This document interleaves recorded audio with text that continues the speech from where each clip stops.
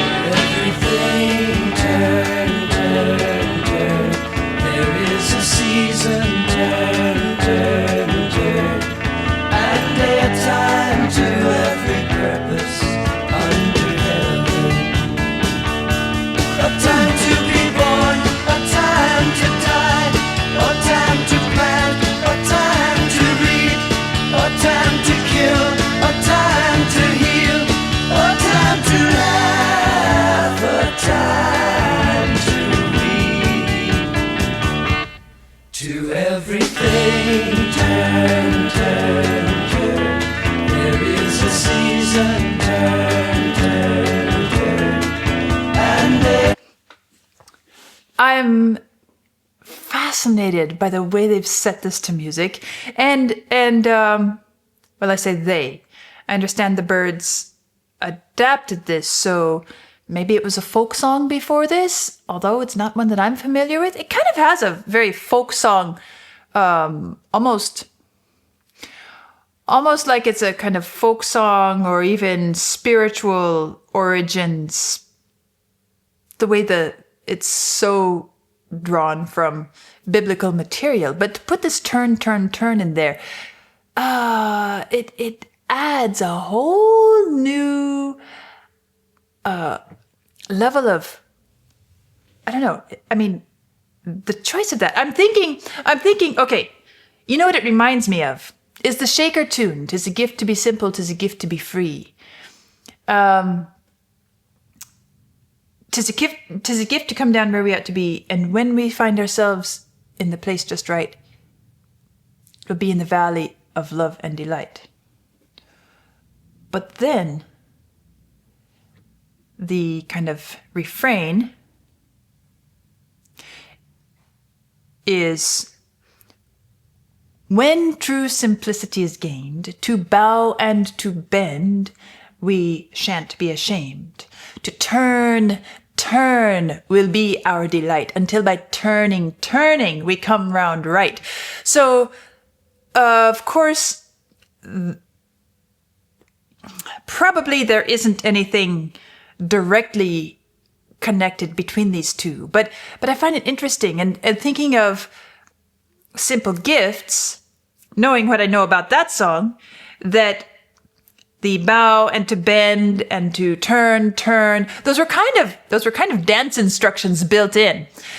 Well, this, to everything, turn, turn, turn. There's a season, turn, turn, turn. I'm fascinated with how this turn, turn, turn shapes our experience of the lyrics. And I also can't help but wonder, what if we were to take it in the Simple Gifts way, meaning it is something that is important, necessary for the expression of the ideas in the lyrics. But at the same time, what if you were to turn that into a dance instruction, a sort of folk dance? This is where you turn, turn, turn. I don't know. It's just an idea that's coming to mind just because I immediately thought of Simple Gifts when I heard this turn, turn, turn. But I love the piece. I love the multi-layered complexity and sophistication, which is so simply presented. I mean, it's a simple folk type piece, isn't it? But there's so many layers that could be explored in terms of what is it really saying? Because we can say, well, okay, it's just quoting Ecclesiastes, sure, but it's more than that. It's so much more than that because it's set to music and it has turn, turn, turn. Well, let's keep going because there's more to be heard. To everything, turn, turn. It is a lovely melody too. It's a season, turn, turn, turn. And make time to every purpose under heaven. A time to build up, a time to break down, a time to dance, a time to mourn, a time to cast away stones, a time to gather stones together. As I'm thinking about the musical setting of this and listening to the way the Byrds are playing it, I'm also interested in how it is an incredibly melodic piece of music. It's a beautiful melody and it's really quite soothing, comforting. If we listen to, well, probably it's the same verse coming up, so we'll listen as we go to the next verse. To everything, turn, turn, turn. There is a season, turn, turn, turn. There's this sort of comfort quality to it. Soothing, calming. When I hear that, and also hear the turn, turn, turn added, it sounds very much like it could easily be used in a kind of de-escalatory manner. And I don't know why I think of it that way. But somehow it sounds so soothing, so calming. And the idea of turn away, move, turn your path differently. Don't be confrontational. There is a time for everything. There is a purpose for everything. And of course, we can go into all the sermonizing that has been done over the millennia since this was first written about the times that exist. A time to be born, a time to die. I won't go into all of that because I think we're all familiar with that in some form or other. A time to kill and a time to heal. And so when I hear this turn, turn, turn, somehow I feel like it could so easily be someone saying, yes, we're in a conflict. You're in a conflict state right now. And there is time for conflict, but to everything there is a time. Now turn, turn, turn, calm down and really evaluate what time it is right.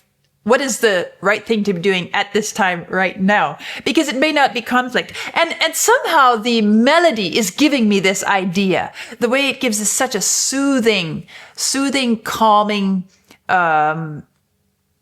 de-escalatory character to this. So interesting. But then when we get to the chorus, the refrain, a time to plant, a time to reap, a time to kill, a time to heal. Or later, I guess we just passed a time to cast away stones and a time to gather stones together. It becomes brighter, more celebratory, more pushing towards the rejoice and be happy and dance mood of things, or even triumphant. Together to everything turn, Calming. I like the way the bass doubles the melody.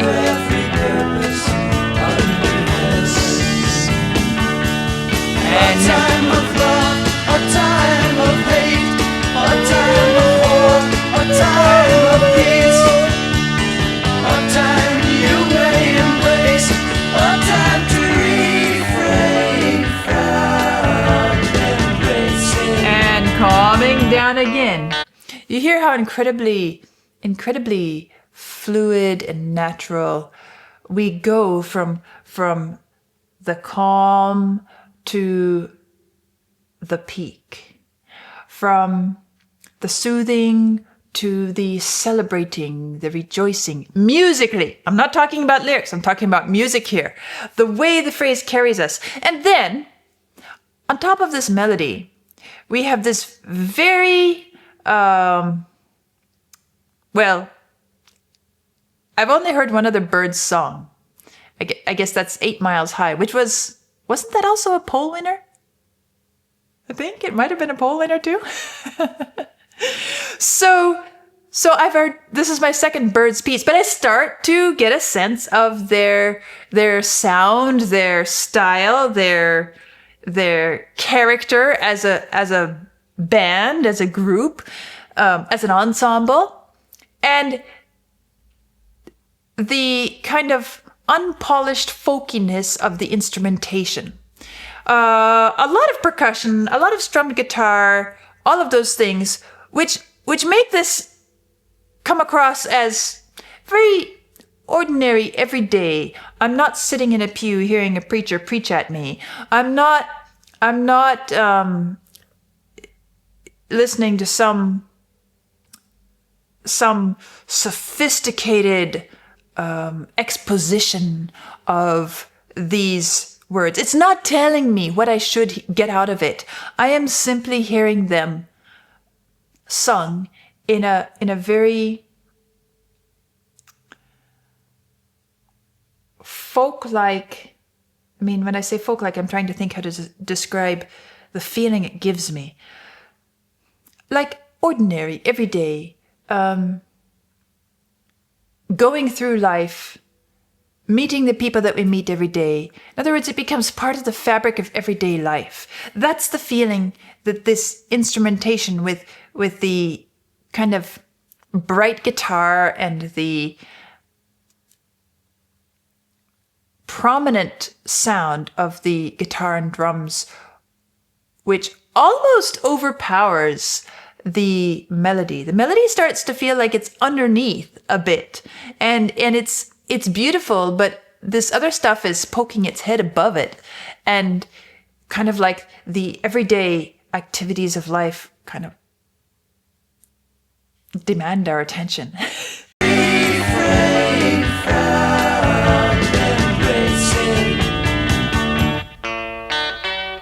like the way.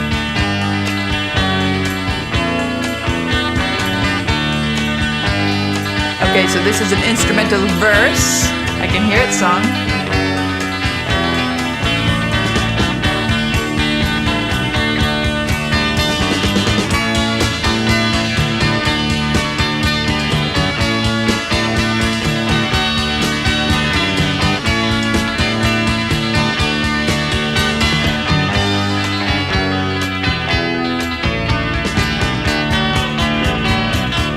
Okay. There have been a few songs along this journey where I've commented about how the instrumental verse really stands up and becomes incredibly important, not as a solo, not as a display of instrumental prowess, not even of giving anything new musical to the piece. But somehow it becomes incredibly important because of where it's placed and how it's placed in the context of what the lyrics are saying. This is one of those moments.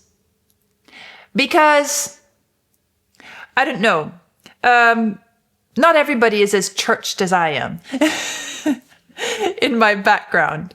But I know these words. I know these words very well. I know the passage in Ecclesiastes where these were drawn from. And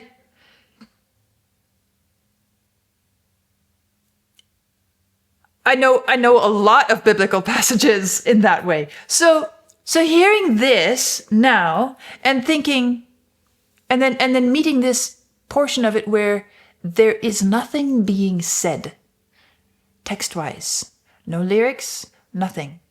It's simply open. It feels like a moment in which it's saying, this is where you bring whatever else you have to bring to this and put your voice in this. So this passage says, a time to build up, a time to break down, a time to dance, a time to mourn, and all of this time for this, time for that, a time of love, a time of hate, a time of war, a time of peace, a time to embrace, a time to refrain from embracing. And now here we have an instrumental section which doesn't say anything, but it's our turn to bring what we wish to place here. A time for this and a time for that. A time for the things in our own lives that are happening. A time for the things in our own lives that are not currently happening. And it feels like that is the entire purpose and command of this instrumental verse. To put your own lyrics there, to put your own life there, to put your own experience there. And I think that it is utterly beautiful because, again, it takes this ancient, historic, poetic text, which is so incredible, and puts it in front of us, makes it speak directly to us in our ordinary lives, and then it says, now it's your turn to put your voice here. It's your turn to put your life here. This is not just meant to be some ancient call that somehow speaks to you in your life now, but it's your turn to put yourself here. I love that about it. Is there anything really outstanding musically about this verse? No, it's not supposed to be, because to do so would be to squeeze that space out, that space that's left for me. So it's left in this way, and I understand this is part of the style of the band, the style of this genre. So I want to be careful that I'm not understood as reading this as being some very purposeful, intentional design by the band. But still, it does exactly that. Listen to it again.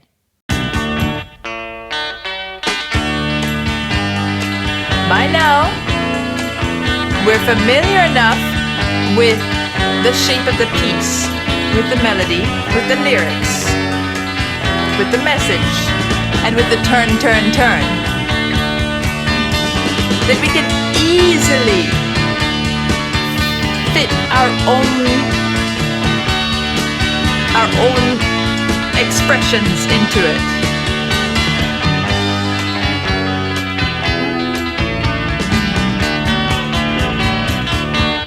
To everything. And then this is the invitation for us all to sing together. Now, I'm curious. I need to go back and compare. Let me see the opening here.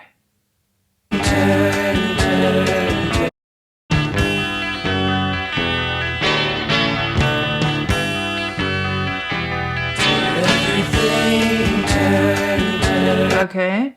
And then here. Turn, turn. To everything, turn, turn. Okay. And then here. To everything, turn, turn. Okay. And then here. To everything, turn. Isn't this interesting?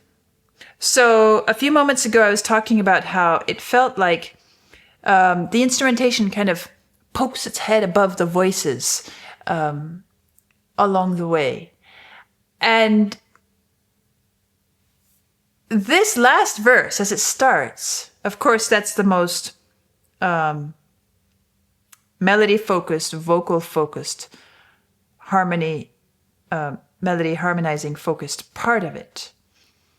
But still, being contrasted with the purely instrumental section, it suddenly feels like it's far more balanced towards the voices than anything that came before. But here I just did this comparison, and they're practically identical. So it's simply a matter of contrast between the instrumental and now coming back to the voices. But it does feel and does sound, because of that contrast, it sounds so much more vocal-centric. To everything, turn. Somehow, Turn. There is a season, turn, turn. the instruments don't sound so prominent. A time to every purpose under heaven. A time to gain, a time to lose, a time to rend, a time to sow, a time for love, a time for hate, a time for peace. I swear it's not too late.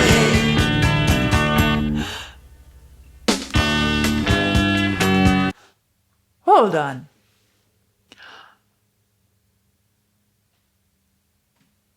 Okay, so these are the last two lines, which of course weren't drawn from the Ecclesiastes passage.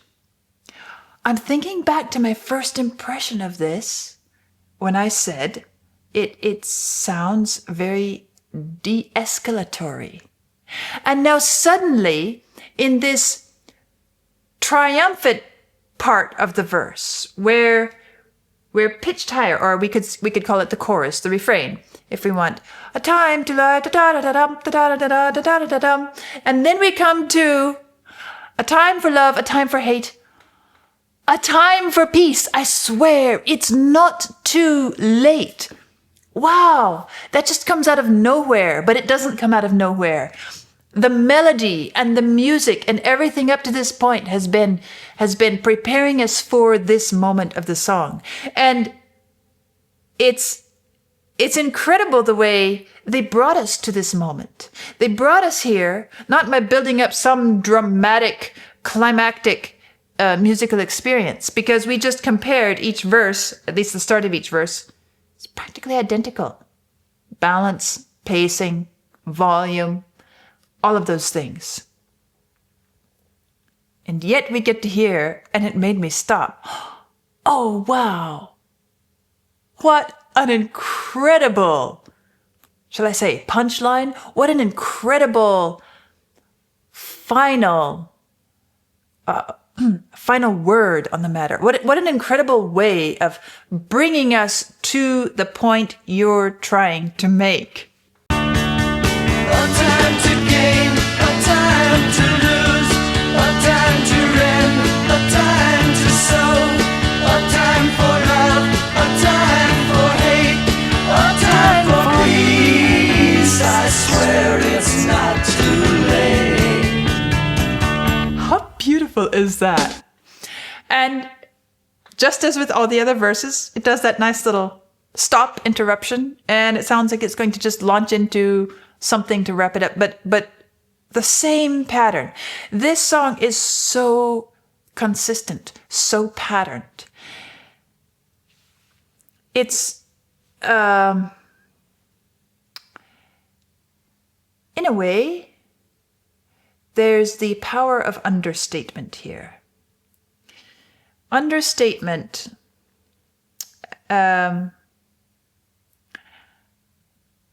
it's understated in many different ways. Or I might say it's the power of humility. First of all, the lyrics aren't any new composition. Whether it's a folk tune or whether it's a folk song with lyrics that it developed in the folk tradition, or whether somebody composed it, however it is that the Byrds came into these lyrics and this melody, they're not new. By a long shot. And this particular presentation, the Byrds' performance of it, is not trying to do any sort of dramatic, emotional ride through them. It's not trying to even color or shape our experience in any different way, verse to verse. The only thing that it does in musical variety is the instrumental verse and the way that contrasts and makes us focus more on the melody, therefore more on what is being sung, thus the lyrics, the message of the lyrics, in the last verse.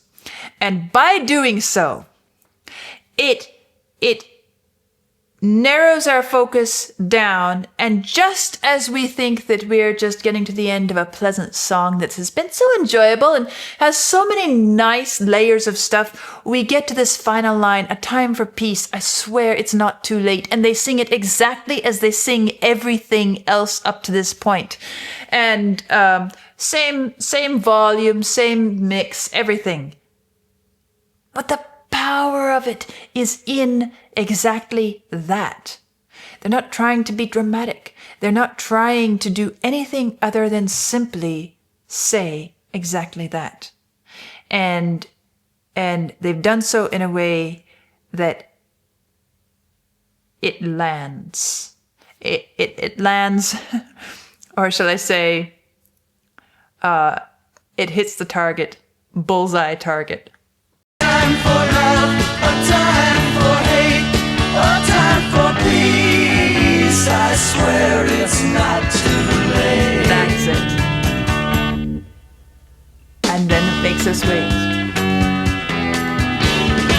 And they know better than to say anything else after that.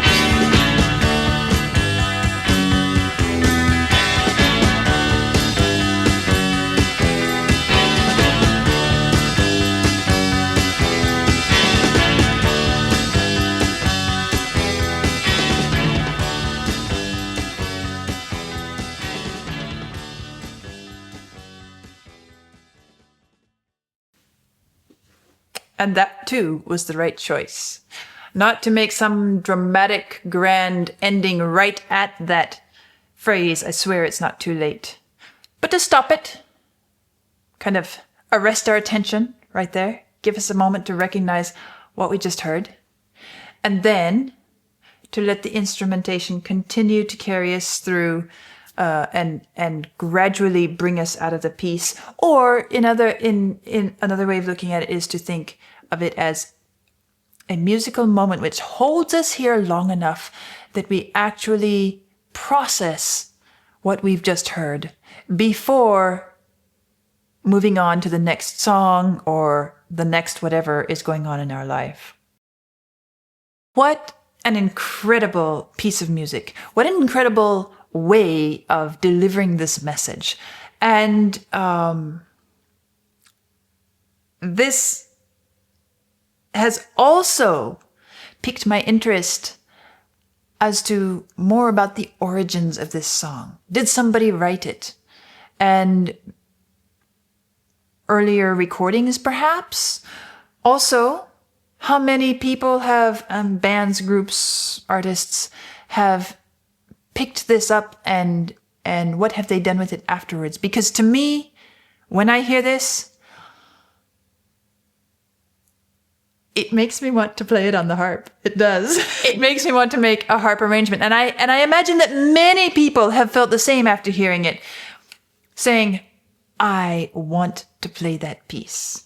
I want to have that as one of my means of artistic expressions. This is a message that I believe in, that I believe is very important, and that I love the way it was delivered. I love so much about it. Everything from the harking way back to ancient times to the melodic shaping of it. The associations that came to me along the way. Well, I suppose we could explore more about Quakerism and how this would fit with that, or Shaker, not Quakerism, Shaker ideas. There's so much to explore here in terms of what does it have to say to us, and what are we going to do with this? And what does it inspire in us? And I have to say, this is an incredibly inspiring piece of music. So thank you to all who voted for this week. I am really happy that I didn't have to flip the coin and hit or miss getting to hear this today. I know that many of you have named this one in the past, and so I'm also happy that we all have had this experience today together. And I will very soon be listening to the other winner of the tie this week. I'll see you soon.